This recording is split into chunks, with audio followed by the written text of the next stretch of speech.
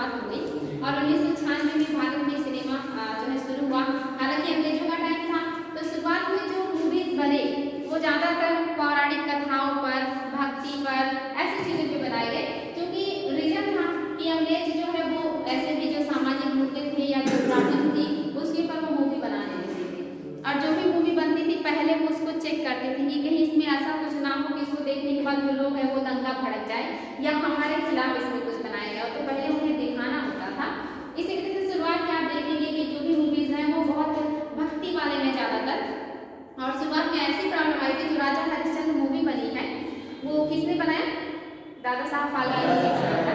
तो उन्हें जब मूवी बनाना था तो जो मतलब उसमें महिला का जो रोल था वो करने के लिए कोई लड़की तैयार नहीं थी, क्योंकि तब इतनी महिलाओं को घर में एकदम बंद कर दिया गया था। समाज का जो एक तरीके से कि दायरा था वो महिलाओं के लिए इतना सीमित हो गया था कि ना तो उन्हें पढ़ने का अधिकार था, ना तो बाहर निकल सकती थी। यहाँ तक कि उनका पूरा जीवन घूंघट में ही बीत जाता था और घर के चार दीवारी में ही वो उनकी जो जीवन समाप्त हो जाता था। मृत्यु के बाद वो बाहर आते थे। ऐसे बहुत सारे घरों की स्थिति थी। तो ऐसे में कोई महिला मूवी बनाने कैसे चाहिए? अगर कोई बना भी देता तो उसको समाज से बहिष्कृत कर दिया जाता, ऐसी सोच थी लोगों की। तो वहाँ पे महिला का रोल भी पुरुष ने निभाया। जो राजा हरिश्चंद्र थे वो खुद जो दादा साहब फाल्के हैं उन्होंने इसका रोल निभाया और उसमें जो रोहित का रोल था उनके अपने बेटे ने निभाया और जो उसमें महिला का किरदार था वो व्यक्ति ने निभाया और फिर जाकर के मूवी बनी थी। फिर धीरे धीरे करके पहले जो मूवी बनी वो क्या, पहले आवाज नहीं थी। कौन सी मूवी थी? कौन सी जिसमें आवाज नहीं था?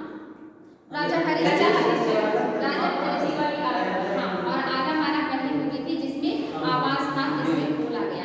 हालांकि ऐसा नहीं था कि उसमें कुछ है, उसमें म्यूजिक वगैरह चलते थे, उस हिसाब से साउंड चलता था, म्यूजिक चलता था, लेकिन वो जो किरदार थे वो बोलते नहीं थे, उनके लिए म्यूजिक चलता था।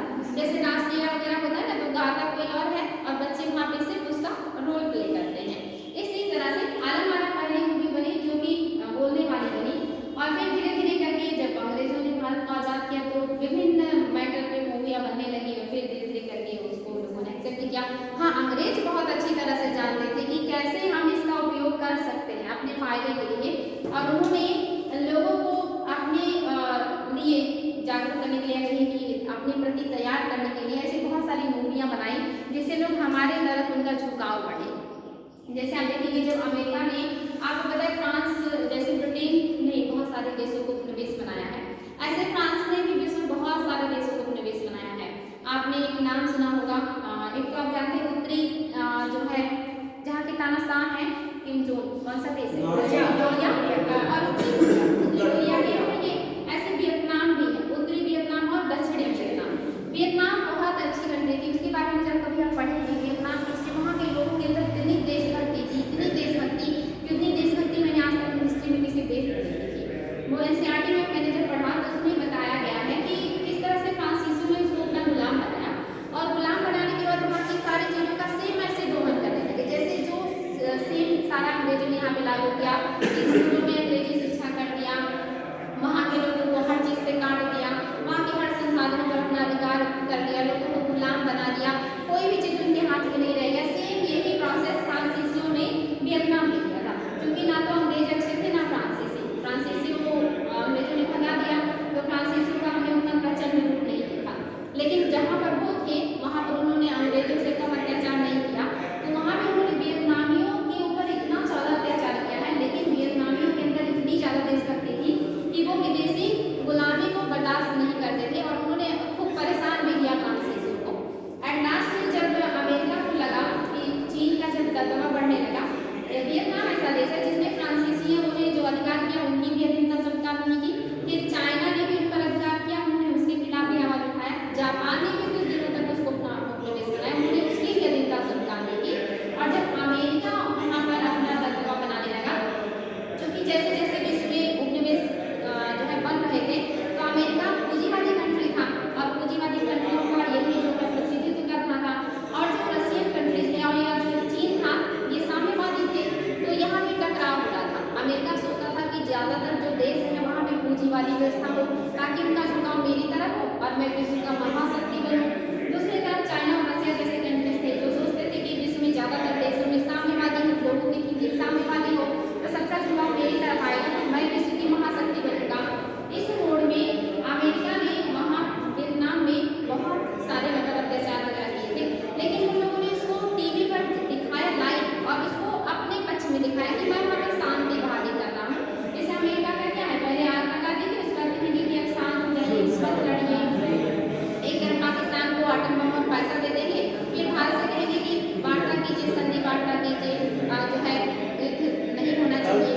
दिखा रहा था कि यूक्रेन और रशिया लड़के पर बातचीत से सुलझा देंगे।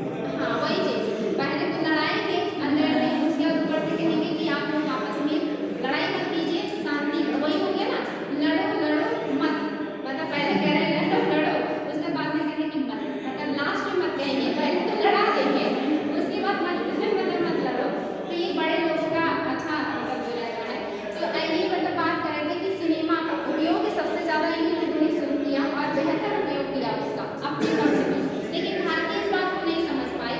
शुरुआत में इन्होंने जो भी मूवीज बनाए, भक्ति वगैरह के बनाया, धीरे धीरे करके वो मनोरंजन से बाहर हटे। और आज भी देखिए हमारे यहाँ जो मूवीज होते हैं ज्यादातर तो ऐसी स्टोरीज होती है, उसमें सामाजिक मुद्दे, ऐतिहासिक घटनाएं या कुछ नया ऐसी चीजें कम देखने को मिलती है, मोस्टली कोई खास स्टोरी नहीं होता।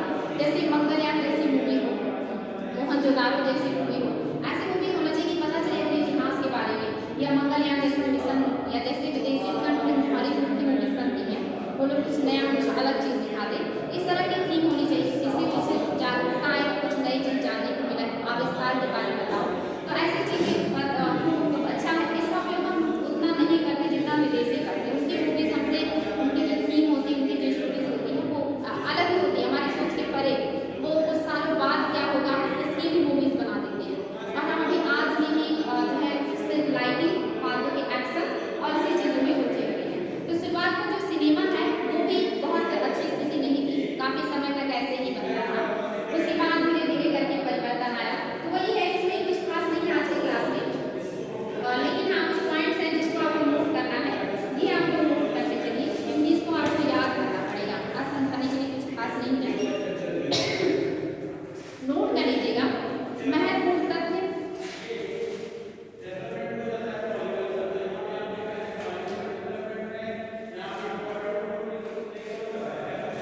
महत्वपूर्ण तथ्य में नोट कर लीजिएगा। 1952 में केंद्रीय फिल्म प्रमाणन बोर्ड की स्थापना की गई। 1952 में केंद्रीय फिल्म प्रमाणन बोर्ड की स्थापना की गई।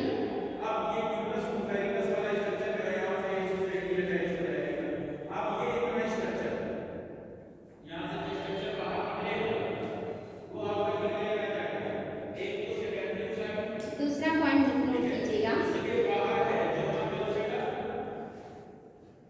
दूरदर्शन पर पहला कार्यक्रम, दूरदर्शन पर पहला कार्यक्रम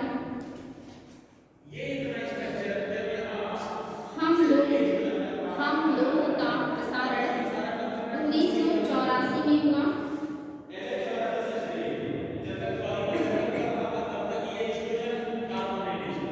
ये पॉइंट हाईलाइट कीजिएगा।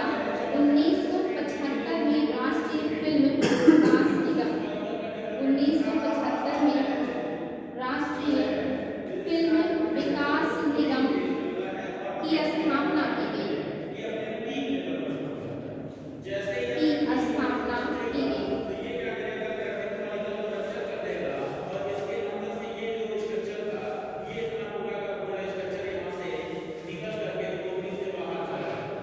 नेक्स्ट पॉइंट, थॉमस एडिसन तथा विलियम कैनेडी, थॉमस एडिसन तथा विलियम कैनेडी ने सम्मिलित रूप से प्रथम मोशन कैमरा, सम्मिलित रूप से प्रथम मोशन कैमरा किनेटोग्राफ का आविष्कार किया, किनेटोग्राफ का आविष्कार किया।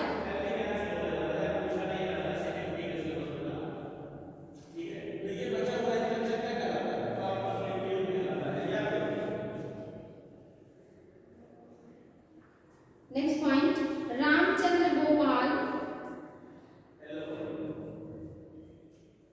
रामचंद्र गोपाल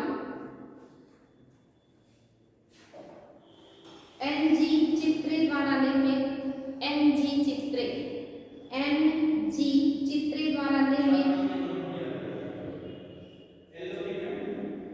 एनजी चित्रे द्वारा निर्मित श्री कुंडलिक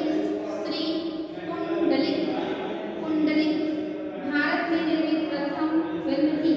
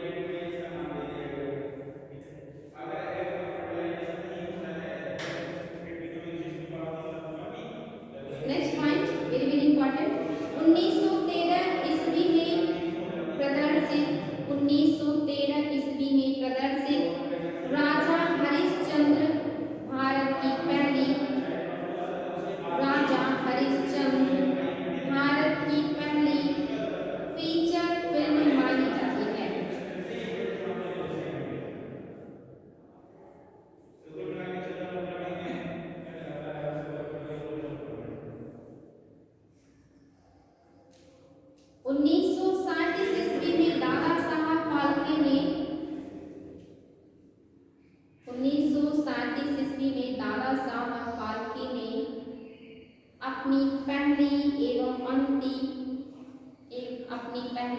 एवं अंतिम सवाक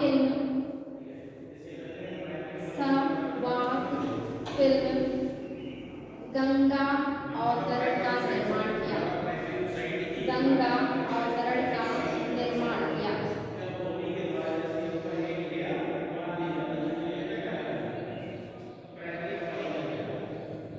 गंगा अवतरण का निर्माण किया।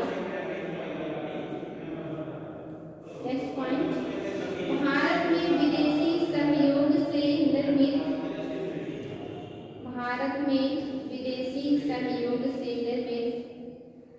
प्रथम फिल्म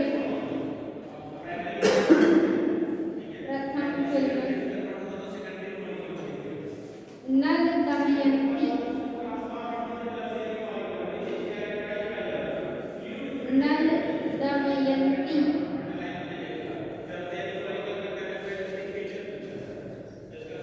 नल दमयंती थी।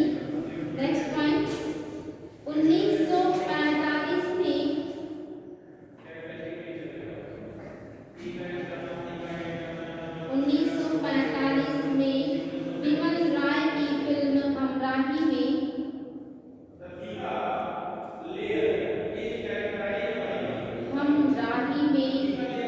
पूंजीपति मजदूर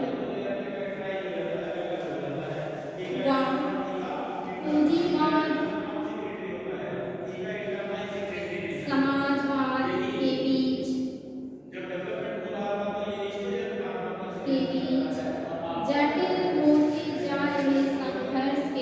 जटिल होते जा रहे संघर्ष के स्वरूप का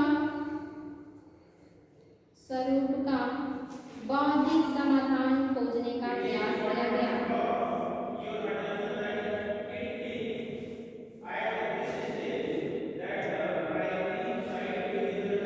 और एक बात जरूर याद रखिएगा, केंद्रीय फिल्म प्रमाणन बोर्ड की स्थापना 1952 में हुआ है और यह एक सांविधिक निकाय है।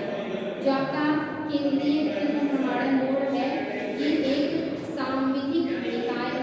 ये पॉइंट याद रखिएगा, वेरी वेरी इंपॉर्टेंट है। और भारत की कौन सी मूवी है जिसको ऑस्कर पुरस्कार के लिए पहली बार भेजा गया है? Mother India.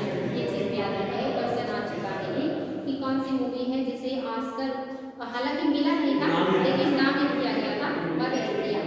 और सिनेमा जो है हमारा हिंदी सिनेमा, इसका स्वर्ण युग किसे कहा जाता है?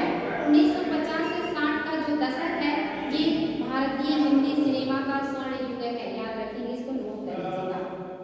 1950 से 60 के दशक को हिंदी सिनेमा का स्वर्ण युग कहा जाता है।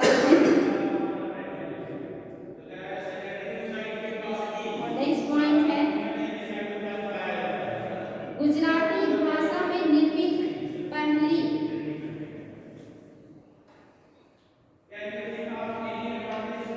पहली लंबी फिल्म नरसिंह मेहता की।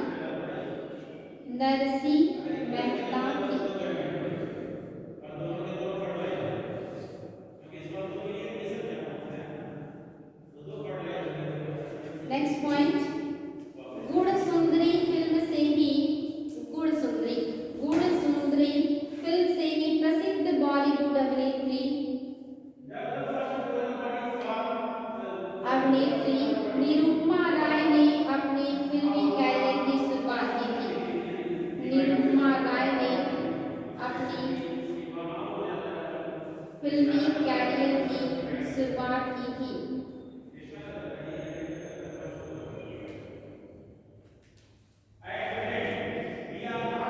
नेक्स्ट पॉइंट, प्रसिद्ध बंगाली फिल्म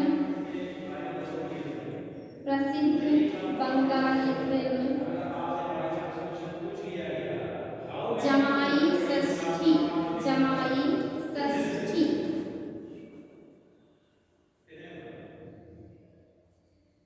पहली सवाक फिल्म थी।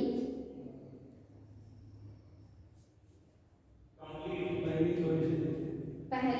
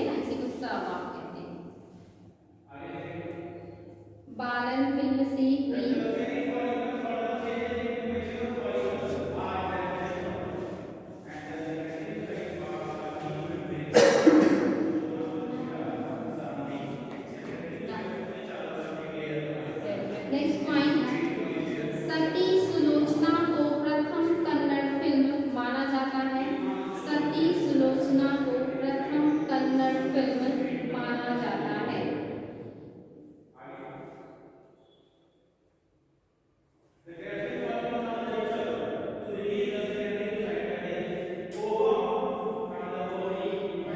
नेक्स्ट पॉइंट, भोजपुरी भाषा में निर्मित पहली फिल्म, भोजपुरी भाषा में निर्मित पहली फिल्म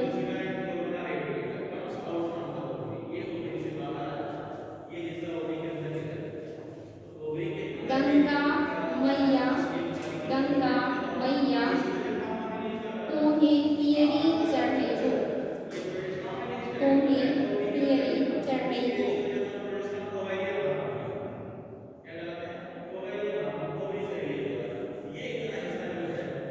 ये भोजपुरी की पहली फिल्म है। इस तरह के क्वेश्चन बन जाते हैं वन लाइनर में। अब कुछ आपको हेडिंग कर लीजिएगा।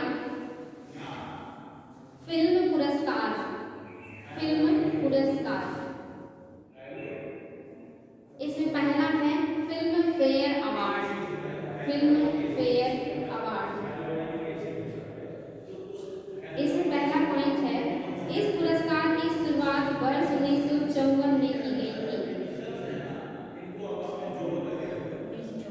हाँ, वर्ष 1954 में किया गया था।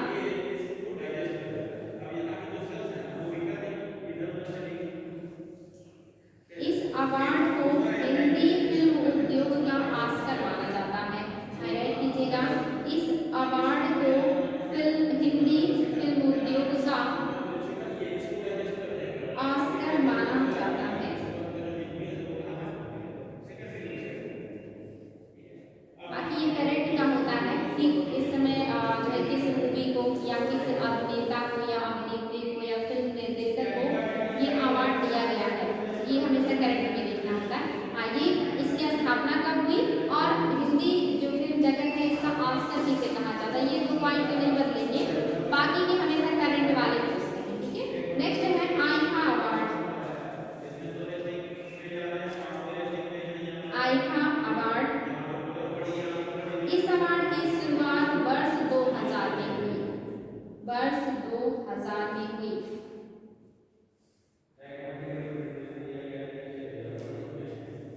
और दूसरा पॉइंट, इस अवार्ड समारोह का आयोजन प्रत्येक वर्ष, इस अवार्ड समारोह का आयोजन प्रत्येक वर्ष विश्व के विभिन्न हिस्सों में किया जाता है, कोई निश्चित नहीं है, विभिन्न विश्व के विभिन्न हिस्सों में किया जाता है। और next point very very important, इस अवार्ड को अंतरराष्ट्रीय भारतीय फिल्म अकेडमी द्वारा, इस अवार्ड को अंतरराष्ट्रीय भारतीय फिल्म अकेडमी द्वारा भारतीय हिंदी सिनेमा में, भारतीय हिंदी सिनेमा में अभिनय एवं तकनीकी उत्कृष्ट योगदान, तकनीकी उत्कृष्ट योगदान दोनों के लिए दिया जाता है, दोनों के लिए दिया जाता है।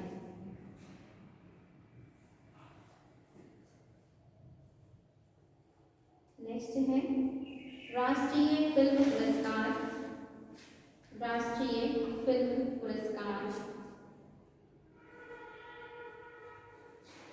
इसकी शुरुआत वर्ष 1954 में की गई थी।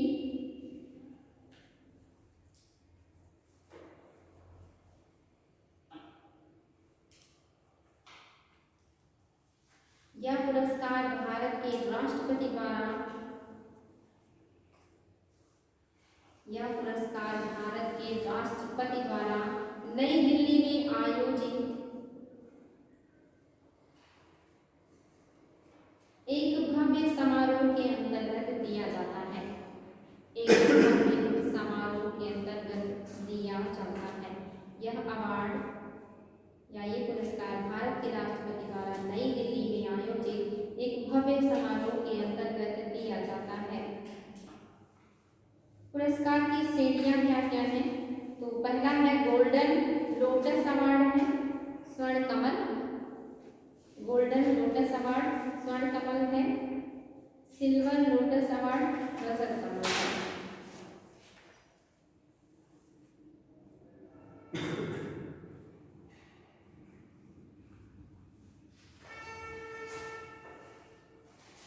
नेक्स्ट क्वेश्चन है नेक्स्ट मतलब पॉइंट है Dada Saheb Phalke lifetime achievement award. Next जो आपका अवार्ड है Dada Saheb Phalke lifetime achievement award.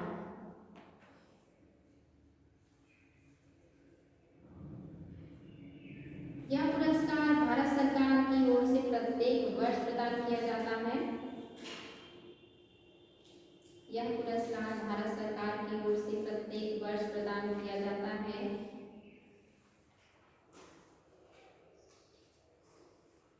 इस पुरस्कार की शुरुआत 1969 में की गई थी।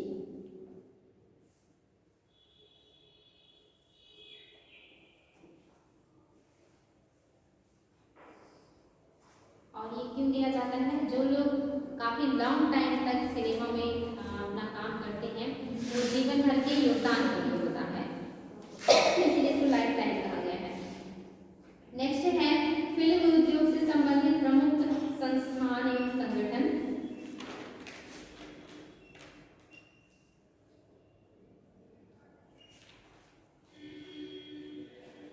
इसमें पहला है भारतीय फिल्म और टेलीविजन संस्थान, भारतीय फिल्म एवं टेलीविजन संस्थान, ये पूरे में है।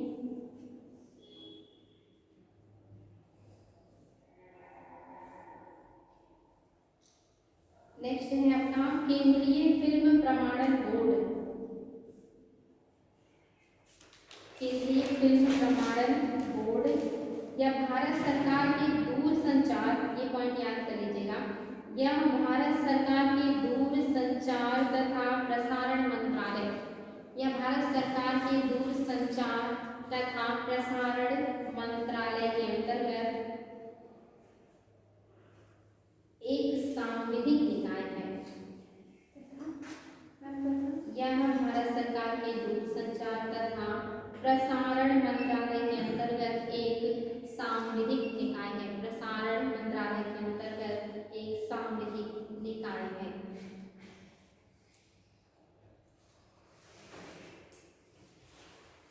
और नेक्स्ट है आपका राष्ट्रीय फिल्म अभिलेखागार। नेक्स्ट आपका हेडिंग है राष्ट्रीय फिल्म अभिलेखागार। राष्ट्रीय फिल्म अभिलेखागार, अभिलेखागार किसे कहेंगे? जो राइट करता है, नहीं, अभिलेख जो मतलब चीजों को सजो के रखता है, पुरानी चीजों को, जैसे मूवीज बननी शुरू हुई तो फिल्मों की लाइब्रेरी, हाँ, जैसे जब पहले जमाने में मूवीज कैसे बनते थे, ये सारी चीजें जिस जगह पे स्टोर रहती है उसी को अभिलेखागार कहते हैं। और ये जो अभिलेखागार है ये मतलब फिल्म से संबंधित है और इसकी स्थापना हुआ है 1964 में, ये याद रखिएगा, 1964 में इसकी स्थापना की गई थी। और एक और हेडिंग है राष्ट्रीय फिल्म विकास निगम। राष्ट्रीय फिल्म विकास निगम स्थापना 1975 में हुआ है। स्थापना 1975 में भारत सरकार के सूचना एवं प्रसारण मंत्रालय के अधीन, भारत सरकार के सूचना एवं प्रसारण मंत्रालय के अधीन एक सरकारी स्वामित्व वाली संस्था के रूप में है। एक सरकारी स्वामित्व वाली संस्था के रूप में है।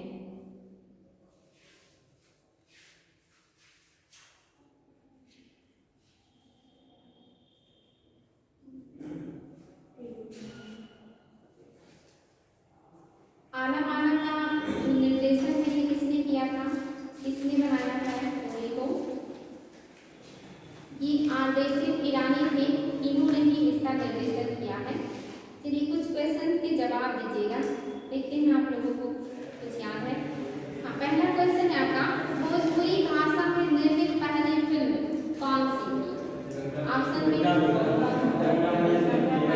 लोगों को जरूर याद हो जाएगा, लेकिन आपका क्षेत्रीय है, अपने क्षेत्र की चीजें आसान लगती है, दूसरों के लिए यही रहता है। अब ये लैंग्वेज दक्षिण वालों के लिए कितना मुश्किल होगा, ये टंग बिल्कुल एकदम, और हमारे लिए कन्नड़, तमिल, तेलुगु, मलयालम ऐसे लगता है, कन्नड़ वगैरह तो जैसे नाम है कन्नड़, वैसे भाषा भी है, जैसे लगता है कि कंकड़ ऐसे बज रहे हो, उसी तरह का आवाज आता है, वो लगता ही नहीं कि कुछ कह रहे हैं।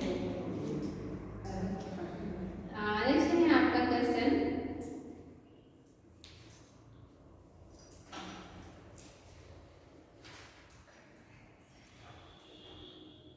अच्छा तेलुगु भाषा की पहली मूवी कौन सी है?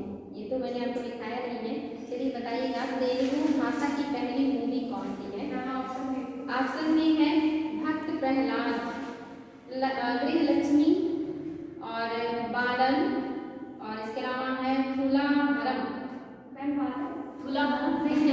मुझे पता था कि आप ये गेस मारेंगे, क्योंकि नाम ऐसा है कि लगेगा कि ये दक्षिण का ही है। दूसरा है गृहलक्ष्मी नहीं, भक्त प्रहलाद। ये तेलुगु भाषा में बनी पहली मूवी है भक्त प्रहलाद।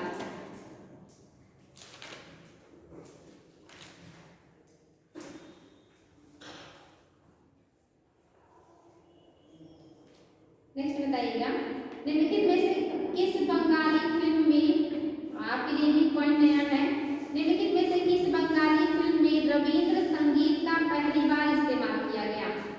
देवदास, जमाई षष्ठी, जितने लोग उतना आंसर दे रहे हैं। देखिए ऑप्शन है, क्वेश्चन है कि किस बंगाली फिल्म में रविंद्र संगीत का पहली बार इस्तेमाल किया गया था? तो ऑप्शन में है देवदास पहला, दूसरा है मुक्ति, तीसरा है जमाई षष्ठी, चौथा है अकालेर सोधाने। सबसे हार्ड है इसलिए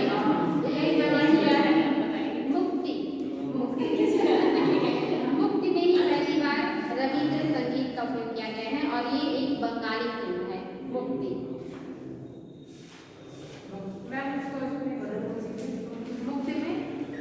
हाँ, ये मुक्ति जो है ये बंगाली फिल्म है जिसमें रविंद्र संगीत पहली बार इस्तेमाल किया गया है। रविंद्र संगीत का पहली बार इस्तेमाल हुआ है, बंगाली पिक्चर है मुक्ति। नेक्स्ट है आपका क्वेश्चन, 1937 ईस्वी में दादा साहब फाल्के द्वारा निर्मित पहली एवं अंतिम सभा मूवी जो है गंगा अवतरण। नेक्स्ट है भारत में विदेशी सहयोग से निर्मित पहली मतलब जो आपकी फिल्म है कौन सी है? गंगा अवतरण है, नल दमयंती है।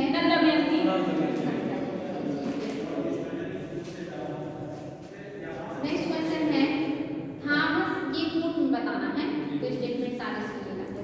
थॉमस एडिसन तथा विलियम केनेडी ने सम्मिलित रूप से प्रथम मोशन कैमरा किनेटोग्राफ का आविष्कार किया। दूसरा